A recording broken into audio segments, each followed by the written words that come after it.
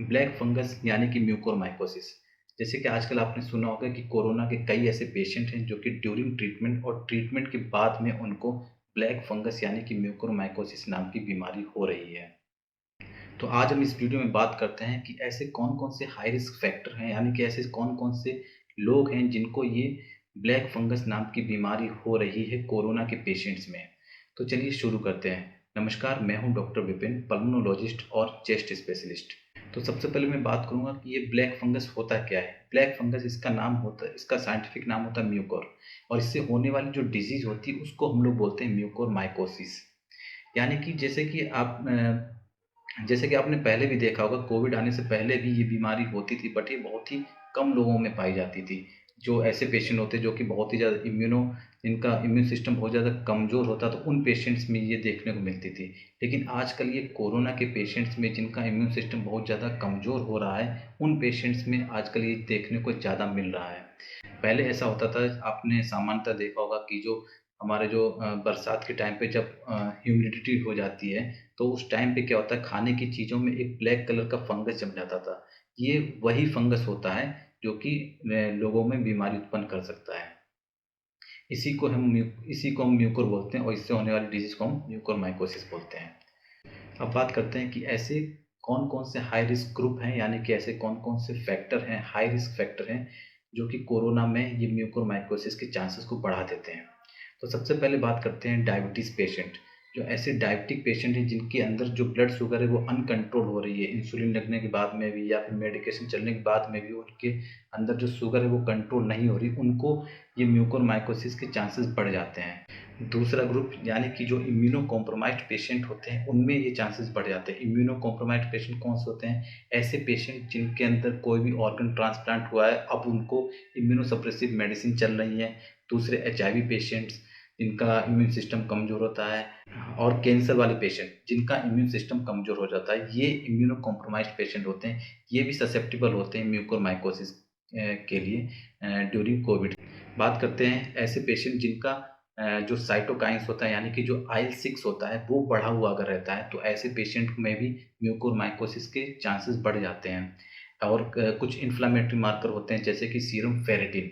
आपने देखा होगा कि जो कोविड के पेशेंट होते हैं उनके अंदर सीरम फेरेटिन लेवल काफ़ी बढ़ा हुआ होता है। तो सीरम फेरेटिन लेवल के बढ़ने से भी ये म्यूकोरमाइकोसिस के चांसेस बढ़ जाते हैं। अब ऐसा क्यों होता है, इस चीज़ को समझिए। क्योंकि जो सीरम फेरेटिन लेवल बढ़ता है तो उससे बॉडी के अंदर फ्री आयरन लोड बढ़ जाता है, और ये जो फ्री आयरन लोड जो होता है, ये इसका एक तरीके का खाना होता है, इसका एक फूड होता है म्यूकर का। तो ये जो जो म्यूकर को एक फूड मिल जाता है, जिसकी वजह से वो और ज़्यादा ग्रो करने लग जाता है। तो ये उसका रीज़न होता है। ऐसे पेशेंट जिनका चेस्ट का जो सीटी स्कोर होता है वो अगर बढ़ा हुआ होता है, वो अगर सीवियरिटी की तरफ जा रहा होता है, तो ऐसे पेशेंट में भी म्यूकोरमाइकोसिस के होने के चांसेस होते हैं। ऐसा क्यों होता है? क्योंकि जब उनका जो सीटी स्कोर हाई होता है तो हमें उनको हाई डोज का स्टेरॉइड देना होता है। स्टेरॉइड जैसे कि आपने सुना होगा कि डेक्सामेथासोन हम लोग देते हैं, या फिर मेथिलप्रेडनिसोलोन देते हैं, तो उनको हमें हाई डोज में देना पड़ता है। क्योंकि अगर हम उनको हाई डोज में नहीं देंगे तो हम इसको मतलब कि हम कोरोना को भी नहीं कंट्रोल कर पाते हैं। क्योंकि कोरोना में ये इन्फ्लेमेटरी मार्कर्स बढ़ जाते हैं, तो उस इन्फ्लेमेशन को कम करने के लिए, उस जो अंदर जो इन्फ्लेमेशन चल रही है उसको कम करने के लिए हमें हाई डोज स्टेरॉइड भी देने पड़ते हैं।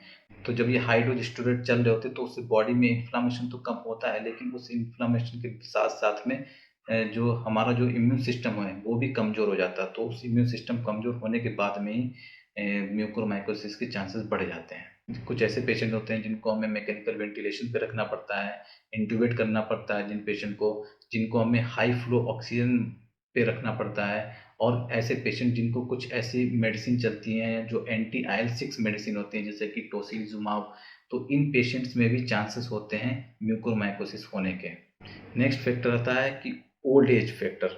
ओल्ड एज फैक्टर एक ऐसा फैक्टर होता है, उनको भी उनके अंदर जो इम्यूनिटी होती है वो कम कम होती है, तो उनके अंदर भी ये म्यूकोरमाइकोसिस के चांसेस बढ़ जाते हैं।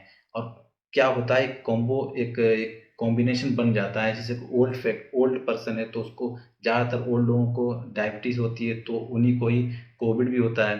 तो ये एक तरीके के कॉम्बो पैक बन जाता है कि ओल्ड एज भी है, पहले मतलब ओल्ड एज भी है उनको, और दूसरा उनको डायबिटीज़ है, और तीसरा उनको हाई डोज पे स्टेरॉइड देना पड़ता है, और चौथा, ज़्यादातर ऐसे पेशेंट जो ओल्ड एज होते हैं, जिनको डायबिटीज़ होती है, ज़्यादातर वो ओबीस भी होते हैं। तो एक तरीके की 4 एक कॉम्बिनेशन बन जाता है, जिसकी वजह से उनमें ये म्यूकोरमाइकोसिस के चांसेस ज़्यादा बढ़ जाते हैं। एक ये छोटा सा वीडियो मैंने आप लोगों के बनाया, जिसमें आपको मैंने बताया है कि ऐसे कौन से हाई रिस्क ग्रुप है, माने ऐसे कौन से लोग हैं जिनको कोरोना के दौरान या फिर कोरोना होने के बाद में म्यूकोरमाइकोसिस के चांसेस बढ़ते हैं।